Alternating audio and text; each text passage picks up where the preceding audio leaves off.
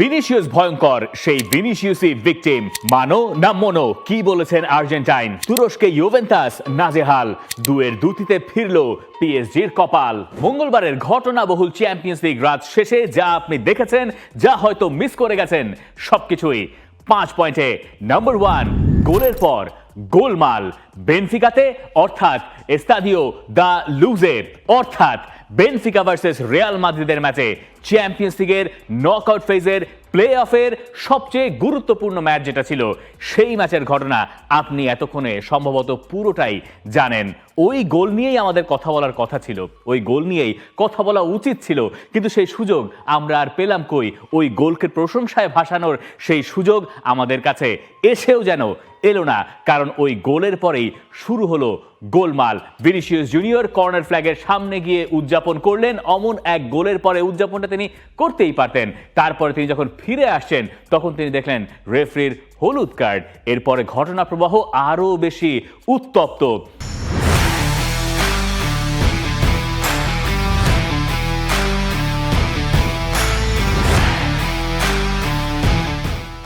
এরপরে যখন Vinicius junior centre সার্কেলের কাছে গেলেন, যখন বেনফিকা প্রিপেয়ার হচ্ছে যে তারা কিক অফ করবে, ঠিক ওই মুহূর্তের ঘটনা আপনি এতক্ষণে জানেন নিশ্চয়ই, তাই না? জানারই কথা, অজানা আপনার থাকার কথা নয়। আর তার যদি অজানা থাকে, আপনি হয়তো ফুটবল পাঁচ মিশালির অংশ নন। তবুও বলে নিচ্ছি, ওই জায়গায় আর্জেন্টাইন ফুটবলার প্রেস্তিয়ানির সঙ্গে যে বর্ণবাদী অভিযোগ উঠেছে তার বিরুদ্ধে, সেটা নিয়েই এখন যত আলোচনা।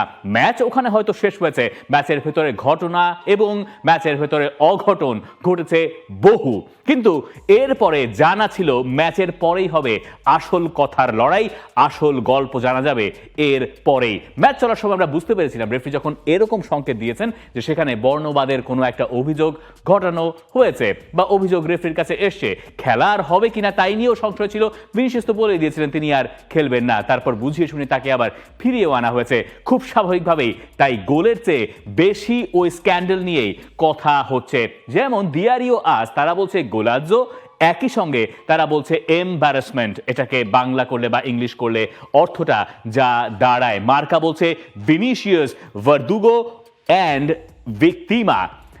খুব স্পষ্ট বোধহয় বুঝতে পারছেন ওই ভিকটিমা দিয়ে এক্সিকিউশনার, এবং একই সঙ্গে এই ঘটনার ভিকটিমও ভিনিসিয়াস জুনিয়র। তার মানে ভিনিসিয়াস জুনিয়র এই ম্যাচের নায়ক, আবার ভিনিসিয়াস জুনিয়র এই ম্যাচের ভিকটিমও বটে। এমন নয় যে বর্ণবাদের ঘটনা এই প্রথম ভিনিসিয়াস জুনিয়রের সঙ্গে ঘটল। 2022 থেকেও যদি আপনি হিসাবটা করেন, তাহলে সেটা প্রায় 18 বার অন্তত পক্ষে ভিনিসিয়াস জুনিয়র এইরকম ঘটনা জানিয়েছেন রেফারিকে বা সংশ্লিষ্ট কর্তৃপক্ষকে। ভিনিসিয়াস জুনিয়র জানেন কি করে তাকে আক্রমণ করা হয়, তিনি জানেন কি করে এর প্রতিবাদটাও জানাতে হয়। কিন্তু এরপরে যে মন্তব্যগুলো এসছে, সেটা নিয়ে বোধহয় একটু ধোঁয়াশা আছে। আমরা ম্যাচ নিয়ে কথা বলার সুযোগ একদমই পাচ্ছি না, কিন্তু সেসব নিয়ে কথা বলার সুযোগ তো আমাদের আসবেই। যেমন ভিনিসিয়াস জুনিয়র ম্যাচের সময় তো কত ঘটনা, ম্যাচের পরে যা বলেছেন, তিনি বলছেন যে এই আচরণ যারা করে তারা কাপুরুষ, এসব লোকেরা মুখ লুকিয়ে দুর্বলতা থাকে। মানে আর্জেন্টাইন ফুটবলার প্রেস্তিয়ানি তো জার্সিতে মুখটা ঢেকে এরপর ভিনিসিয়াসকে একটা কথা বলেছেন। কি বলেছেন এটা আমরা এখনো স্পষ্টভাবে জানি না, কিন্তু ভিনিসিয়াস অভিযোগ করেছেন যে তাকে বলা হয়েছে বানর। এখন এটা ভিনিসিয়াস বুঝলেন কি করে? আর্জেন্টাইন ফুটবলার প্রেস্তিয়ানি আবার বলছেন আমি তো এমন কিছু বলিনি, আমি আসলে বলেছিলাম ভাই। সে শুনেছে আনফরচুনেটলি অন্য কিছু। এখন ভাই কোনটা আর বানর কোনটা, এটা বাংলা ভাষায় হয়তো আলাদা করা যাচ্ছে খুব স্পষ্ট, কিন্তু স্প্যানিশ ভাষায় এটা আলাদা করা আবার বেশ কষ্ট। কি করে আপনি এটা সহজ করে বুঝতে পারবেন? স্প্যানিশ ভাষায় যদি আপনি আসেন, তাহলে তার অনুবাদটা করলে এরকম দাঁড়াবে, একটা হচ্ছে মোনো, একটা হচ্ছে এর মানো, মানে একটা হচ্ছে ভাই, এর মানো যেটাকে বলা হয় এটা হচ্ছে ব্রাদার। ব্রাদার আমরা বলি যে হে ভাই, ওরকম আর কি, ব্রাদার। এখন কথা হচ্ছে ভিনিসিয়াস জুনিয়র যে বলেছেন যে মুখ ঢাকতে হয় কাপুরুষদের, আর যদি তিনি ভাই বলেই ডাকবেন, মানে প্রেস্তিয়ানি যদি ভাই বলেই ডাকবেন, তাহলে জার্সির ভেতরে মুখ লুকানোর কি আছে? আর ভাই সম্বোধন করে কেউ কাউকে নিশ্চয়ই অন্য কোনো গালি দেন না। মানে আমার ক্ষেত্রে তো তাই হয়, আপনার ক্ষেত্রেও তাই হওয়ার কথা। ওনারাও তো মানুষ, ওনাদের ক্ষেত্রেও ব্যতিক্রম কিছু হবে না। মানে সম্মান দিয়ে কেউ কাউকে গালি দেয় আমার জানা নাই অন্তত পক্ষে। এরপরে কিলিয়ান এমবাপে ম্যাচে তিনি বলছেন যে এই ধরনের মানুষের চ্যাম্পিয়ন্স লিগেই খেলা উচিত নয়। এই হচ্ছে ভিন্ন ভিন্ন মন্তব্য। প্লেয়াররা তাদের মন্তব্য জানিয়েছেন। কিলিয়ান এমবাপে যেমন বলছেন যে যা বলা হয়েছে সেটা তিনি শুনেছেন বেনফিকার প্লেয়াররা। কিন্তু আমার আবার একটু সংশয় আছে কিলিয়ান এমবাপে আসলেই শুনেছেন কিনা, কারণ যে ভিডিও ফুটেজটা দেখা যাচ্ছে সেখানে স্পষ্ট বোঝা যাচ্ছে যে এরমানও এক জায়গায় ছিলেন, ভিনিসিয়াস তার কাছাকাছি ছিলেন, কিন্তু কিলিয়ান এমবাপে আর একটু দূরত্বে ছিলেন। ভিনিসিয়াস পরে গিয়ে এমবাপেকে বলার পরে এমবাপে নিজে আরো বেশি চটেছেন। তার মানে ঘটনা যা, তাতে শুধুমাত্র ক্রিস্টিয়ানি এবং ভিনিসিয়াস জুনিয়র এই দুজনই জানেন কে আসলে কাকে কি বলেছে, আর জানেন উপরওয়ালা। এই ছাড়া পুরো ব্যাপারটা ইনভেস্টিগেশনের পরে হয়তো আমরা বুঝতে পারবো আসলেই ক্রিস্টিয়ানির বিরুদ্ধে যে অভিযোগটা আনা হয়েছে সেটার সত্যতা কতখানি আছে। তবে আপাত দৃষ্টিতে আমাদের কাছে দেখে যা মনে হচ্ছে, ক্রিস্টিয়ানি এখানে হয়তো একটা ওই জায়গায় এই দোষে দুষ্ট, এবং এটা হয়তো আমাদের দেশের কনটেক্সটে খুব ভালো মতো বোঝা না গেলেও ইউরোপের ফুটবলে বা গোটা বিশ্বের ফুটবলে রেসিজম এত বড় একটা অসুখের নাম, যেটার বিরুদ্ধে ইউএফা বলেন, ফিফা বলেন, এএফসি বলেন, সবাই কম বেশি লড়াই করে যাচ্ছেন। এবং ক্রিস্টিয়ানির বিরুদ্ধে এই অভিযোগ যদি আসলেই সত্যি হয়, তাহলে এই আর্জেন্টাইন ফুটবলার একটা বড় ধরনের নিষেধাজ্ঞার ভেতরে পড়বেন। তার আর্জেন্টিনা জাতীয় দলে খেলার একটা সম্ভাবনা তৈরি হয়েছিল, সেটাও হয়তো নষ্ট হয়ে যাবে। কিন্তু এই ঘটনার ভেতরেও আরো মজার সব ঘটনা আছে। মানে ক্রিস্টিয়ানির পক্ষে যদি আপনি যুক্তি দেখানোর চেষ্টা করেন, তাহলে আবার আর্জেন্টাইন মিডিয়ায় আপনার কাছে যেতে হবে। আর্জেন্টাইন মিডিয়াগুলো এরপর থেকে বিভিন্ন খবরে তারা বলছে বা বলার চেষ্টা করছে যে মাত্র সপ্তাহখানেক আগে পর্তুগিজ লিগে যখন বেনফিকা আর সান্তা ক্লারার ম্যাচ হয়েছে, যে ম্যাচটা বেনফিকা জিতেছে, ওই ম্যাচটা বেনফিকাকে সান্তা ক্লারার বিপক্ষে খেলতে যেতে হয়েছে। ভ্রমণ করার সময় প্লেনে দেখা গেছে বেনফিকার একটা পোস্ট করা ভিডিওতে যে এই ক্রিস্টিয়ানির ফোনের কভার ফটো বা আমরা যে ফটোটা ইউজ করি ফোনের ওয়ালপেপার হিসেবে, সেখানে ভিনিসিয়াস জুনিয়র এবং ক্রিস্টিয়ানির ফার্স্ট যে দেখা হয়েছিল এর আগে চ্যাম্পিয়ন্স লিগের শেষ ম্যাচটা, যেটায় তুরবিন গোল করে রিয়াল মাদ্রিদকে হারিয়েছিলেন, সেখানকার একটা ছবি তিনি দিয়ে রেখেছেন। এখন ভিনিসিয়াসের জন্য তার যদি এতই ঘৃণা মনে থাকবে, তাহলে তিনি কি আসলে ওই ছবিটা ব্যবহার করতেন? এই প্রশ্নটা অনেকে তুলতে পারেন। আবার বেনফিকা তারাও তাদের ফুটবলারের পক্ষ নিয়েছে। তারা একটা ভিডিও ফুটেজ আপলোড করেছে যেখানে তারা বলছে যে এটা বোঝার কোনো উপায় নাই যে ক্রিস্টিয়ানি আসলে কি বলেছেন, কিলিয়ান এমবাপে এটা বুঝবেন না। মানে বেনফিকা তার ফুটবলারের পাশে দাঁড়িয়েছে, আর অন্যদিকে ভিনিসিয়াসের পক্ষে প্রায় গোটা বিশ্বই সম্ভবত দাঁড়িয়েছে। এর সুরাহা কোথায় হবে আমরা এখনো জানি না। কিন্তু এই ঘটনার ভেতরে বক্স অফিস হিট তো আরো একজন আছেন। মানে জোসে মরিনিও থাকবেন এবং তাকে নিয়ে কথা হবে না, তা তো হবে না। এই ম্যাচে ড্রামা হবে আমরা জানতাম, কিন্তু তাই বলে এত ড্রামা হবে? মানে এই রকম ড্রামার জন্য তো আমরা আসলে প্রস্তুত ছিলাম না। ম্যাচ যখন বন্ধ ছিল সেই সময় ভিনিসিয়াস জুনিয়র আর জোসে মরিনিওর কথা হচ্ছিল, এবং কথায় আসলে কি বলা হয়েছে সেটা আমাদেরকে জোসে মরিনিও জানাচ্ছেন। আমি ভিনিসিয়াসকে বলেছি এমন একটা গোল করার পর উদযাপন করে ফিরে আসা উচিত ছিল। এটা হয় অনেক সময়, যদি আওয়ে ফ্যানদের সামনে গিয়ে আপনি কোনো তাঁতিয়ে দেওয়া উদযাপন করেন ইন্টেনশনালি, তাহলে তার বিরুদ্ধে রেফারি আপনাকে কার্ড দেখাতে পারেন, সতর্ক আপনাকে করতে পারে। এটা ফুটবলের লর ভেতরে পড়ে। কিন্তু ভিনিসিয়াস আসলে বুঝতে পারছেন না কেন তাকে হলুদ কার্ড দেখানো হয়েছে। কারণ এটার ব্যাখ্যা করতে গেলে আপনাকে যেতে হবে ভিনিসিয়াসের বেড়ে ওঠাতে। ভিনিসিয়াস বড় হয়েছেন ফাভেলাতে, মানে ওখানকার এক বস্তিতে, এবং ব্রাজিলিয়ানরা নাচেন। মানে আমরা যেমন খাই দাই ঘুরি ফিরি টঙের দোকানে চা খাই, ব্রাজিলিয়ানরা ওইভাবে নাচেন, ওটাকে তারা উদযাপন করেন, ওটাকে তারা সেলিব্রেট করেন। ভিনিসিয়াসের এটা বুঝতে পারার কোনো কারণ নাই যে কেন তাকে কার্ড দেখানো হয়েছে। আর একটা গোল, ওরকম গোল করার পরে কেউ একটু নাচবেন, এটাই তো খুব স্বাভাবিক। কিন্তু জোসে মরিনো সেটা আবার পছন্দ হয়নি। তিনি বলছেন বর্ণবাদ নিয়ে যখন তর্ক হচ্ছিল, আমি মনে করিয়ে দিয়েছি এই ক্লাবের ইতিহাসের সবচেয়ে বড় ফুটবলার ইউসেবিও ছিলেন একজন কৃষ্ণাঙ্গ।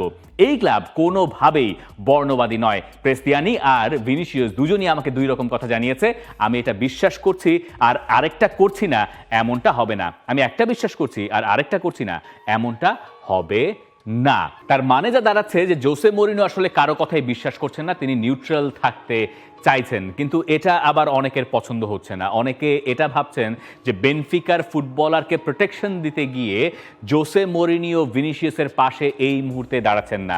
জোসে মরিনিও এটা ক্ল্যারিফাই করেছেন যে তিনি ভিনিসিয়াসকে পছন্দ করেন, তার প্লেইং স্টাইল তিনি পছন্দ করেন, কিন্তু তিনি যে অভিযোগটা করছেন সেটা আবার ইনিয়ে বিনিয়ে কোনো না কোনোভাবে ভিনিসিয়াসের বিপক্ষে যায়। তিনি আমাদেরকে মনে করিয়ে দিচ্ছেন কেন এই ঘটনা বারবার একজন স্পেসিফিক ফুটবলারের এগেইনস্টেই ঘটে, এবং সেই ফুটবলারের নাম ভিনিসিয়াস জুনিয়র।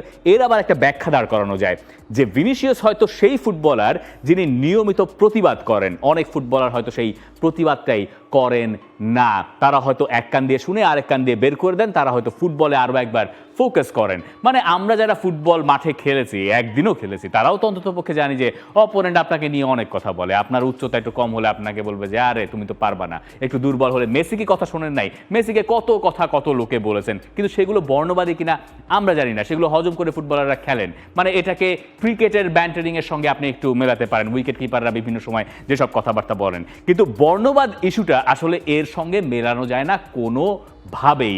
স্পেশালি যারা ওইসব দেশে থাকেন তারা এই ব্যাপারে ছোটবেলা থেকেই শিক্ষিত হয়ে আসেন। এবং কিলিয়ান এমবাপ্পে যে বলছেন এইরকম ফুটবলারকে আর খেলতে দেওয়া উচিত না, তার কারণও ওই নিদেন পক্ষের শিক্ষাটা। জোসে মরিনো কোনোভাবেই তার মানে বর্ণবাদের পক্ষে আছেন এটা আমরা কেউ বিশ্বাস করি না, কেউ বিশ্বাস করতে চাইও না, কিন্তু এই ওকেশনে কোনোভাবে তার কথা ওইদিকে হেলে পড়ে কিনা সেই রকম একটা তর্ক আবার বাজারে চালু হয়ে গেছে। সব কিছু মিলিয়ে এমন এক ভজগট পেকেছে যে এই ম্যাচ নিয়ে আর আলোচনা করার কিছু থাকে না, বরং ম্যাচের বাইরের আলোচনাটাই এই ম্যাচটাকে সবচেয়ে বেশি ঘিরে রেখেছে। গল্প অবশ্য এখনো জমা আছে, আরও একটা লেগ বাকি আছে। রিয়াল মাদ্রিদ 1-0 গোলে জিতেছে। রিয়াল মাদ্রিদের জয়টা দারুণ ছিল এবং গুরুত্বপূর্ণ জয় ছিল, সেটা নিয়ে আমরা সামনে সুযোগ পেলে হয়তো আরেকটু কথা বলবো। তবে এবার আমরা যেতে চাই পয়েন্ট নাম্বার 2-তে। ওয়েলকাম টু হেল, এটা বলেন গালাতাসারাইয়ের ফ্যানরা। গালাতাসারাই এবং ইউভেন্টাসের ম্যাচ ফার্স্ট হাফ শেষ হয়েছে ইউভেন্টাস লিডে 2-1।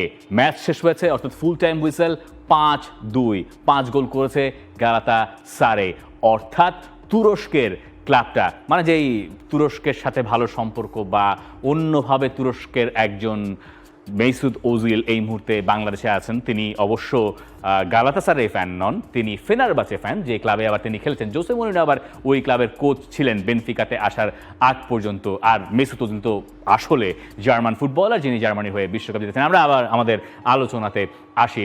এই প্রথম চ্যাম্পিয়ন্স লিগের এইরকম কোনো নকআউট ফেজের ম্যাচে 5 গোল দিয়েছে গালাতাসারাই। ইউরোপিয়ান কোনো কম্পিটিশনে 5 গোল দিয়েছে তারা। 2014 সালের পর এই প্রথম তারা নেমেছিল একটা নকআউট ফেজের ম্যাচ খেলতে, যেখানে এই অবিশ্বাস্য দুর্দান্ত একটা জয় তারা বাগিয়ে নিয়েছে এবং এখন তারা ফেভারিট এখান থেকে থ্রু করার জন্য। তুরিনে অবশ্য আরও একটা লেগ বাকি আছে। ইন্টারেস্টিংলি এই ম্যাচে ভিক্টর ওসিমেন অথবা মাউরো ইকার্দি কারো গোলের প্রয়োজন হয় নাই গালাতাসারাইয়ের এই বড় ব্যবধানে জেতার ক্ষেত্রে, কিন্তু সেটা আবার ইউভেন্টাসকে ঠেলে দিয়েছে এক হুমকির মুখে। এই যে গোল কোরিয়েরে ডেল্লো স্পোর্ট ইতালিয়ান পত্রিকা, তারা যে শিরোনামটা করেছে এটাকে আবার রিয়াল মাদ্রিদ ম্যাচের সঙ্গেও লাগানো যায়। গোল আমরা বলি গন্ডগোল টাইপ, কিন্তু ওদের ভাষায় নিশ্চয়ই আলাদা একটা অর্থ আছে।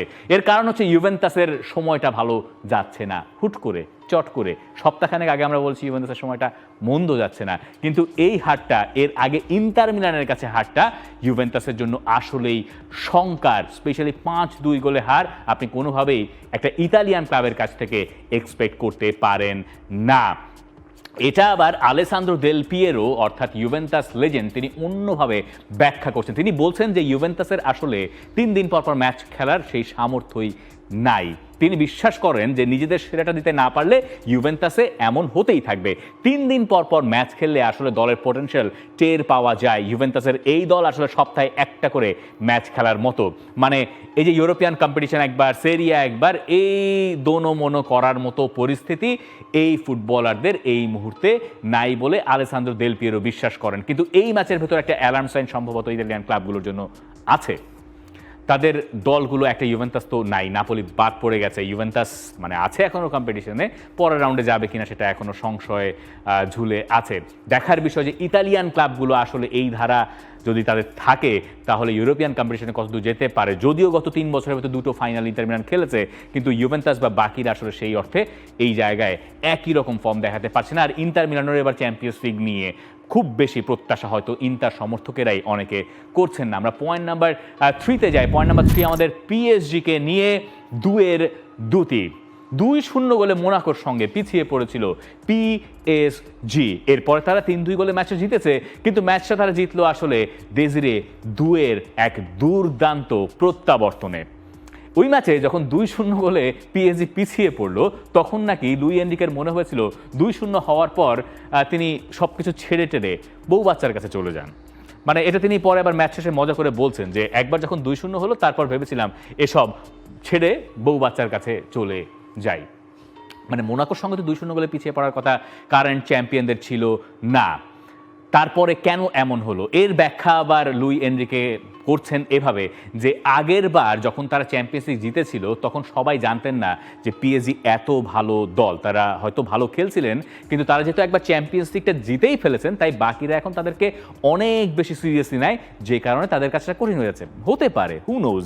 কিন্তু এই জায়গায় এই লুই এনরিকে ম্যাচটা জিতলেন মূলত একটা ফোর্স সাবস্টিটিউশনে। মানে দেজিরে দুয়ে তো শুরু করেন নাই, উসমান দেমবেলে শুরু করেছিলেন, ইনজুরির কারণে তাকে তুলে ফেলতে হলো, ততক্ষণে 2-0 গোলে পিছিয়ে পড়েছে কারেন্ট চ্যাম্পিয়নরা। দেজিরে দুয়ে মাঠে নামলেন, ফার্স্ট টাচেই তিনি গোল করলেন।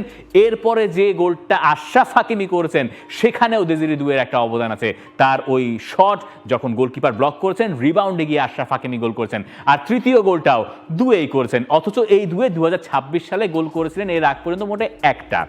লিগ আর সবশেষ ম্যাচে যে পিএসজি হেরেছে রেনের কাছে সেই ম্যাচের পর দুয়ে প্রবলভাবে সমালোচিত হয়েছিলেন তার ফর্মহীনতার কারণে। সবশেষ তিনি চ্যাম্পিয়ন্স লিগে গোল করেছিলেন 7-2 গোলে ওই যে লেভারকুসেনের সঙ্গে যে ম্যাচটা হয়েছিল পিএসজির সেখানে, অর্থাৎ অক্টোবর মাসে গিয়ে। এতদিন বাদে দুয়েকে আবারও দুয়ের মতো দেখা গেল, যেটা পিএসজিকে সাহায্য করলো এই ম্যাচটা থেকে বেরিয়ে যেতে। পরের লেগ যেহেতু পিএসজির মাঠে তাই একটা অ্যাডভান্টেজ, আরও একটা অ্যাডভান্টেজ নিয়ে ওই ম্যাচটা খেলতে যাচ্ছে পিএসজি। পয়েন্ট নাম্বার 4-এ আমরা যাই। দেজিরে দুয়ের এই সপ্তাহের সম্ভবত ওয়ান অফ দ্য বেস্ট পারফরমেন্সের ভেতরেই থাকবেন, ভিনিসিয়াসও সেখানে থাকবেন। The good, the bad, the ugly. The গুডের ভেতরে অবশ্যই দুয়ে আছেন, দ্য গুডের ভেতরে আরও একজন আছেন, সেটা হচ্ছেন ভিনিসিয়াস জুনিয়র। ভিনিসিয়াস জুনিয়রের এই গোলটা নিয়ে আমরা একটু কথা বলতে চাই। কি দুর্দান্ত একটা গোল তিনি করছেন, যেটা তাকে চ্যাম্পিয়ন্স লিগে ব্রাজিলিয়ানদের যে গোল করার ইতিহাস সেখানে দুয়ে নিয়ে এসছে, মানে দেশিরে দুয়ে না, 2 নম্বরে নিয়ে এসছে। 1 নম্বর নামটা নেইমার জুনিয়রের, যার গোল 43টা। 30 গোল করা কাকাকে ছাড়িয়ে ভিনিসিয়াস এখন দুয়ে। ওই দুর্দান্ত গোলটা হয়তো অনেকেই মনে রাখবেন না কারণ এই ম্যাচের এই অপ্রত্যাশিত সব ঘটনার কারণে, কিন্তু ভিনিসিয়াস কিন্তু আরও একবার ফর্মে ফিরেছেন। আড়ালে আবডালে এমবাপেকে ছাড়াও রিয়াল মাদ্রিদ ম্যাচ জিতেছে, আর আলভারো আরবেলোয়ার আন্ডারে রিয়াল মাদ্রিদ এই নিয়ে টানা 9 ম্যাচে গোল করলো। রিয়াল মাদ্রিদের ইতিহাসে একটানা 10 ম্যাচ গোল করা কোচ ছিলেন ওয়ান দে রামোস। দেখা যাক আরবেলোয়া সেই জায়গায় যেতে পারেন কিনা, আরও একটা ম্যাচ এভাবে কাটাতে পারলেই হবে। কিন্তু রিয়ালের পারফরমেন্সটা আমরা কি করে আসলে ব্যাখ্যা করব? রিয়াল মাদ্রিদ চ্যাম্পিয়ন্স লিগে যে ধরনের ফুটবল খেলে সেই রকম একটা ফুটবল রিয়ালের কাছ থেকে ফাইনালে সম্ভবত দেখাও গেছে। স্পেশালি ফার্স্ট হাফের একটা ওকেশনের কথা বলা যেতে পারে, যেখানে ভিনিসিয়াস, কারেরাস, কিলিয়ান এমবাপে এত সুন্দর করে ফ্লুইডলি কম্বাইন করলেন, যেখান থেকে গোলটা হয়তো পেতেই পারতেন কিলিয়ান এমবাপে যদি শটটা তিনি অন টার্গেটে রাখতে পারতেন। যাই হোক, রিয়ালের এই চেহারা ফেরাটা তাদেরকে অনেকভাবে সাহায্য করছে। চ্যাম্পিয়ন্স লিগে যেমন তারা একটা ভালো অ্যাডভান্টেজ পেল, লা লিগায় তারা এখন সবার উপরে আছে। রাতারাতি পুরো দলটার ভোলই যেন পাল্টে গেছে। এটা আবার যে কোনো সময় চলে যেতে পারে, এটা রাতারাতিই হয়তো ঘটবে, কিন্তু রিয়ালে এখন আরও একবার সম্ভবত সুসময় ফিরেছে এবং তার পেছনে ভিনিসিয়াসের অবদান সবচেয়ে বেশি। আমরা চ্যাম্পিয়ন্স লিগের ওই ম্যাচটাকে এইভাবে নামকরণ করতে পারি যে ভিনিসিয়াস জুনিয়র 1, বেনফিকা 0। দ্য ব্যাডের ভেতরে, দ্য আগলির ভেতরে, দুটোর ভেতরে সম্ভবত জোসে মরিনিও পড়বেন। জোসে মরিনিও রেড কার্ড দেখেছেন একটা বিতর্কিত ঘটনায়, যদিও তিনি পরে ব্যাখ্যা করছেন যে তিনি আসলে রেফরিকে বলছিলেন কেন অন্যদেরকে হলুদ কার্ড দেখানো হচ্ছে না। তিনি নামও করে দিয়েছেন যে যেমন ভালভার্দে একটা ঘুষি মেরেছেন, যেটা সত্যি ভিএআর চেক করলে সেখানে হয়তো একটা রেড কার্ড হতেই পারতো, কিন্তু সেসব ঘটনা হয়তো রেফরির চোখ এড়িয়ে গেছে। এসব কারণে তর্ক বিতর্ক করতে গিয়ে শেষ পর্যন্ত রেফরির কাছ থেকে 2টো হলুদ কার্ড দেখে এই জোসে মরিনিও এখন মিস করবেন সান্তিয়াগো বার্নাবিউর সঙ্গের ম্যাচটাতে। তিনি সেখানে ডাগ আউটে থাকতে পারবেন না, অথচ এই ম্যাচটা হওয়ার কথা ছিল 2013 সালে। তিনি রিয়াল মাদ্রিদ ছেড়ে চলে যাওয়ার পর তার প্রথম প্রত্যাবর্তনের ম্যাচ। দ্য ব্যাড, দ্য আগলি, দু জায়গাতেই জোসে মরিনিও। দ্য গুড থেকে the bad, the ugly, the bad, Jose Mourinho, the আগলি, অনেক কিছু নিয়ে কথা বলা যাবে, কিন্তু আমরা পয়েন্ট নাম্বার 5-এ চলে যেতে চাই। পয়েন্ট নাম্বার 5 হচ্ছে দ্য ব্যান্টার। এইটা হচ্ছে পুরো যতগুলো চ্যাম্পিয়ন্স লিগের ম্যাচ আপনি দেখেছেন এই সিজনে তার ভিতরে বেস্ট ব্যান্টার। যেখান থেকে ঘটনা শুরু হয়েছিল তা নিয়ে তো আমরা অনেক কথা বললাম ঠিকই। তারপরে নিকোলাস ওতামেন্দির সঙ্গে কিলিয়ান এমবাপের একবার ঝগড়া লেগেছে। ওতামেন্দির সঙ্গে তো সবারই কম বেশি লাগে। ম্যাচের একটা পর্যায়ে এই জায়গায় আপনি দেখতেই পাচ্ছেন যে ওতামেন্দি মানে আর্জেন্টাইন ডিফেন্ডার, তিনি তার শরীরে ট্যাটু খুলে দেখাচ্ছেন ভিনিসিয়াস জুনিয়রকে যে কটা শিরোপা তার আছে, 2টো কোপা আমেরিকা আর একটা হচ্ছে বিশ্বকাপ, এগুলো হেলদি ব্যান্টারিং, মানে মজার জিনিস। কিন্তু এই মজাটা কতক্ষণ পর্যন্ত আপনি সহ্য করবেন? ওয়েসলি স্নাইডার, মানে ইন্টার মিলানের সাবেক ফুটবলার, ডাচ সাবেক ফুটবলার, চ্যাম্পিয়ন্স লিগ উইনার, তিনি এই পুরো ব্যাপারটাকে খুব বিরক্তের সাথে ব্যাখ্যা করেছেন, যেটা এখানে আমাদের বলতেই হচ্ছে। আচ্ছা, আমি বুঝলাম না, ওতামেন্দি ওটা কি করলো? ও কি বাচ্চা নাকি? আমি থাকলে বলতাম এই বিশ্বকাপ তো তোমাকে মেসি জিতিয়েছে, তোমার কিছু করা লেগেছে নাকি? তোমার ধারণা আছে ভিনিসিয়াসের কটা চ্যাম্পিয়ন্স লিগ আছে, আর তুমি এখানে এসে জ্ঞান ঝাড়ছো শিরোপা নিয়ে? মোটেই পছন্দ হয় নাই স্নাইডারের। তবে ভিনিসিয়াস নিজেও তো বোধহয় চ্যাম্পিয়ন্স লিগ দেখিয়েছিলেন আর্জেন্টাইন কোনোটা ফুটবলারে, মানে এরকম ঘটনাও আছে। মানে ব্যান্টারিংয়ের ভেতরে এইসব আসলে থাকেই। কিন্তু ওতামেন্দি যে ম্যাচে তিনি হেরে যাচ্ছেন 1-0 গোলে, সেখানে ভিনিসিয়াসকে তাতিয়ে দিয়ে আসলে কি উদ্ধার করতে চাইছেন, এটাও একটা প্রশ্ন বটে। ওতামেন্দির মতো একজন এত পুরনো ফুটবলার, এত অভিজ্ঞ ফুটবলার কেন এরকম সময়ে এরকম একটা ঘটনার পরেও গিয়ে আরেকজনকে টার্গেট করে তিনি আসলে ঝামেলাগুলো পাকিয়ে যাচ্ছেন, এটা স্পষ্ট নয়। তবে এটা স্পষ্ট যে চ্যাম্পিয়ন্স লিগের এই মঙ্গলবারের ম্যাচ শেষে আমরা ফুটবলের চেয়ে বরং ফুটবলের বাইরের ঘটনা নিয়েই বেশি কথা বলতে বাধ্য হলাম। For more updates, subscribe to our YouTube channel and click on the bell icon. Follow us on Facebook and Instagram. Download T-Sports app to enjoy exciting games and highlights. Visit tsports.com.